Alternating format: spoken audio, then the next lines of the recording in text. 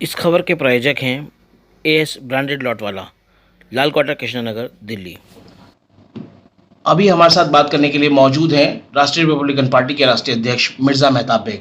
Mirza Mehtab bag से जानेंगे केंद्र की नरेंद्र मोदी सरकार के 11 साल बेमिसाल, उसके बारे में बात करेंगे, देश के ताज़ा हालात के बारे में बात करेंगे और अभी हाल ही में अहमदाबाद में हुए प्लेन क्रैश के बारे में भी बात करेंगे। मिर्ज़ा जी, सबसे पहले आपका बहुत बहुत स्वागत है। आपके चैनल का आपकी बहुत बहुत धन्यवाद और आपके चैनल जो लोग देख रहे हैं उनका भी बहुत बहुत धन्यवाद। तो मिर्ज़ा जी, 11 साल बेमिसाल और तरह तरह की उपलब्धियों के बखान भारतीय जनता पार्टी और उससे जुड़े लोग और केंद्र की सरकार से जुड़े लोग कर रहे हैं, कैसा क्या देखते हैं? देखिए, भारतीय जनता पार्टी ने जब से सरकार बनाई है 14 में बनाई थी और 14 से लेके आज तक वो झूठ ही बोलना है, झूठ पे कारवां चल रहा है और मीडिया जो है आप जैसे लोगों ने उसको हाईलाइट कर रहा है, गलत बात छुपा रहा है, वो बता नहीं रहा है, झूठी अफवाहें फैल रही हैं। अभी पाकिस्तान से हुआ, कितनी चैनलों ने उल्टा सीधा कहा, पूरी दुनिया में चैनलों का मजाक उड़ा कि मीडिया का जो प्रेस है ऐसा है। और रहा सवाल कि भाई 11 साल में क्या हुआ, 11 साल में बहुत कुछ हुआ है। गरीबी बढ़ी है, बेरोजगारी बढ़ी है, महंगाई बढ़ी है और खजाने खाली हो गए, बैंकों में पैसा नहीं है, तो ये सब कुछ हुआ है। बेरोजगारी बहुत बढ़ी है, आज आम आदमी परेशान है, मामूली जो कारोबारी आदमी छोटा वो परेशान है। तो मिर्ज़ा जी, क्या लगता है ये जो उपलब्धियों की बात हो रही है, वो उपलब्धियां जो है सिर्फ महज जुमला है, क्या है?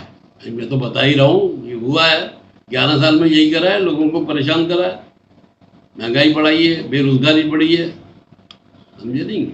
और बाहर से कारोबार, आज ही मैं पढ़ रहा था कि 96 पैसा जो है बाहर के व्यापारियों ने बैंकों से निकाल लिया भारत से। इससे व्यापारियों को बड़ी परेशानी होगी, कमाल टूटेगी। जो पैसा यहाँ लगवा था इन्होंने चाइना में और दूसरी जगह का लगा रहा है वो। तो कहने का मतलब ये है, इनकी जो विदेशी नीति है ना, वो सही तरह से ये डील नहीं कर पाए, क्योंकि ये हिंदू मुस्लिम, मुस्लिम हिंदू, मंदिर मस्जिद के चक्कर में रहे, कर नहीं पाए। इनको तो चाहिए था सरकार बनाने के बजाय 10, 20, 50, 100 मंदिर बनवा लेते, वहां से चंदा आता रहता, खाते रहते, क्योंकि देश तो बचता, बेरोजगारी तो खत्म होती। चल रहा है जैसे भी। बहुत बड़ी बात मिर्ज़ा जी आपने कही है कि विकास की बात नहीं हुई, बेरोजगारी जो है अपनी चरम सीमा पर पहुंच गई, महंगाई चरम सीमा पर पहुंच गई और ये सरकार अपना जो है ढोल पीटने में लगी रही। अब बात करते हैं जो ताज़ा जो हालात हैं, देखा जाए तो पिछले 6 महीने में कई बड़े ऐसे इंसिडेंट हो गए हैं जिसमें कई सौ लोगों की जानें जो है चली गई, उस पर कोई जिम्मेदारी तय नहीं होती, कोई इस तरह की चीज़ें सामने नहीं आती। हमारा इतनी उम्र हो गई, हमने तो ये देखा है, रेलवे मंत्री ने अगर कोई बात वो होता है, इंसिडेंट होता था, तो रेलवे मिनिस्टर फौरन अपनी गलती मानते हुए रिजाइन दे करता था। बिल्कुल। कांग्रेस में दौर में चरमनंती वो पाटिल साहब थे, इन्होंने रिजाइन दी थी होम मिनिस्ट्री से। लेकिन ये लोग इतने बेकार थे, ये अपनी गलती मानने को तैयार नहीं है, अपनी गलती दूसरे पे लाद देंगे। तो ये हो रहा है देश में।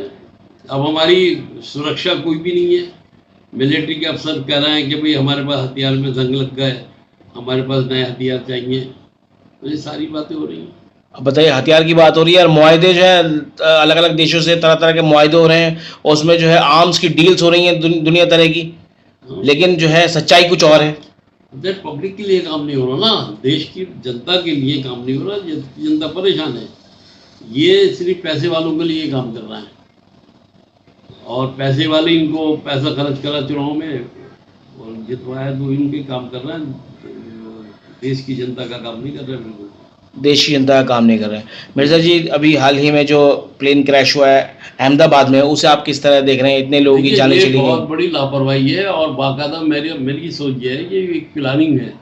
अभी खुलेंगे पत्ते बाद में, तो इतनी दूर जो सफ़र करने वाला जहाज है उसकी चेकिंग नहीं हुई, कुछ नहीं हुआ, ऐसे कैसे हो सकता है?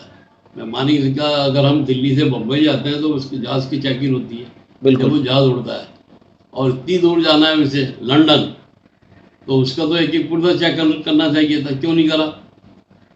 जो 5 मिनट में ये सारे कांड हो गया। बिल्कुल। तो ये तो बाकायदा किसी ने प्लानिंग करी है, किसी को मरवाने के लिए। अच्छा, अब ये बाद में पता लगेगी कि भाई इसमें क्या है। आपका इशारा कहीं जो पूर्व सीएम है उसकी तरफ तो नहीं, क्योंकि जो प्लेन के अंदर सवार थे वो और भी बहुत जिम्मेदार लोग उसके अंदर थे। राजनीतिक नेताओं के पीछे तो दुश्मन होते ही हैं, ये भी हो सकता है, लेकिन ये है कि वो बाद में पता लगेगी। तो कहीं ना कहीं जांच में सारी बातें खुलनी चाहिए। खुलेंगी, बाद में खुलेंगी। खुलेंगी बाद में। तो अब किस तरह का संदेश है जो आपकी तरफ से है लोगों के लिए, क्योंकि सरकार तो अपने बखान करने में लगी हुई है, देखिए, आम आदमी परेशान है। गुलजार भाई, हम तो अक्सर ये कहते हैं, जनता से अपील भी करते हैं कि आप पढ़े लिखे नौजवानों को अपना वोट दीजिए, ताकि आपके जो टैक्स की कमाई है, जो एमपी को 10 करोड़ मिलते हैं, मेरे को 5 करोड़ 70 लाख रुपए मिलते हैं, काउंसिलर को 3 से 3.5 करोड़ रुपए मिलते हैं, ये पैसा आपके खून पसीने की कमाई है। जिस कैंडिडेट को आप जितवा के भेजते हैं उसके अकाउंट में आता है, और ये पैसा जो है, मैं अक्सर कहता हूँ, 3 जेबों में जा रहा है। 30% नेता ले लेता है, 10% एसडीएम ले लेता है, 5% जेई ले लेता है, 10% ठेकेदार ले लेता है। 65% पैसा जो है, जो आपकी दवाइयों के लिए है, आपके एजुकेशन के लिए है, आपकी सफाई सुथराई के लिए है, आपके सीवरों के लिए, वाटर लाइन के लिए है, ये पैसा 3 आदमियों के जेब में जा रहा है। तो इसलिए जब तक ये सुधार नहीं आएगा, लीडर इस देश का गैर जिम्मेदार हो गया, अपनी जिम्मेदारी नहीं समझ रहा, वो पब्लिक को बेवकूफ समझ रहा है, जैसे इसके बाप का पैसा है। वो पता ही नहीं। अभी अपने इलाके में पूछ ले रहे, आपके एमएलए या काउंसलर हो या एमपी हो कि भाई इस साल का बजट आया था 10 करोड़ का, 5 करोड़ 70 लाख रुपए कहाँ लगाया तुमने, कहाँ लगाया, फौरन बता दें, जबकि उसका फर्ज बनता है लिस्ट लगाए ऑफिस में कि इतना पैसा आया था, इतना वहाँ खर्च हुआ, बाकी बैलेंस है, आइए काम कराइए, गैस का बनाइए मेरे पास। तो ऐसे कैंडिडेट हम अपनी पार्टी के उम्मीदवार बना रहे हैं। अभी बिहार में भी हम तीसरा हमने मोर्चा बनाया है, इसमें लड़ेंगे सब मिलकर। तो बिहार में किस तरह की स्थिति है, पार्टी को कैसा रेस्पॉन्स मिल रहा है? पार्टी में वहाँ मुझे सरकार बना रहा है, वहाँ पे तीसरा मोर्चा सरकार बना रहा है, सरकार बना रहा है। तो वहां पर भी देखा जा रहा है कि नीतीश बाबू ने जो जो चीजें थी, जो जो बातें करी थी, जो जो वायदे किए थे, वो पूरे नहीं हुए। नीतीश बाबू हुआ, लालू हुआ, कालू हुआ, जितने भी ये बदमाश हैं, इन्होंने बिहार की जनता को, मैं पूरे हिंदुस्तान में घुमा हूँ और पूरे हिंदुस्तान में हर स्टेट में गया हूँ, मैंने बिहारी को रक्षा चला के देखा है, बिहार वासी को ऑटो चलाते हुए देखा है, बिहार वासी को चाय बेचते हुए देखा है, ठेले पे काम करते हुए देखा है, बीवी बच्चों को छोड़ के बेचारा शहर में मारा मारा फिर रहा, सड़कों में सो रहा है। ये नेताओं की देन है।